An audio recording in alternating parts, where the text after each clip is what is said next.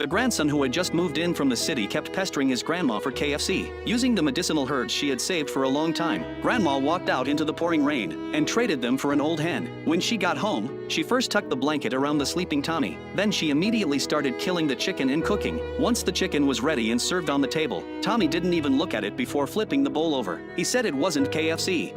몰라, 어떻게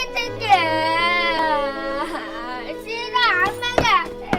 Grandma quietly cleaned up the rice scattered on the floor and ate the portions that had gotten dirty. She didn't touch a single piece of the boiled chicken, leaving it all for Tommy. In the middle of the night, Tommy woke up hungry. He grabbed the chicken leg by his pillow and started eating it with big bites. The next morning, Grandma fell ill from walking in the rain. Tommy immediately brought his own blanket over to cover her and placed a wet towel on her forehead to bring down the fever. When he saw Grandma using a broken soup spoon to hold her hair in place, he felt a pang in his heart. He quietly took out a silver hairpin and replaced it for her. Then he clumsily made breakfast. This was the first time Tommy felt sorry for his grandma since arriving at her house. He started to feel a little guilty, but that guilt didn't last long. A few days later, when Grandma recovered, she noticed Tommy's shoes were already too small. She took 2 pumpkins and some medicinal herbs to the market, hoping to sell them so she could buy him new shoes. At the market, Tommy spotted Emma from the same village. He immediately dropped the basket and ran over to say hello, but Emma didn't even look at him and just walked away. Grandma set up her little stall to sell the herbs and pumpkins. Since she couldn't speak, she could only gesture to attract customers. Tommy felt embarrassed and didn't go over to help.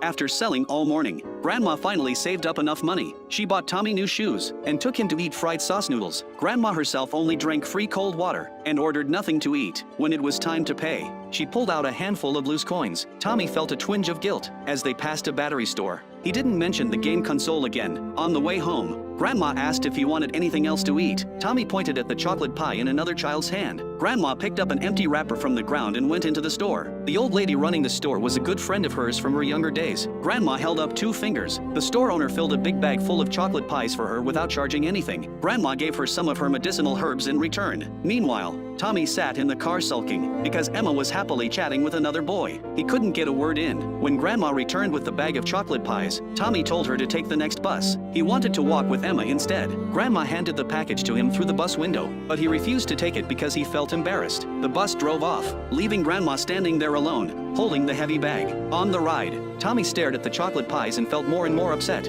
After getting off, he waited at the stop for a long time. Only after the last bus had left did Grandma finally appear, slowly walking with her cane. Tommy ran over, intending to show concern, but what came out was a complaint. "Why did you take so long?"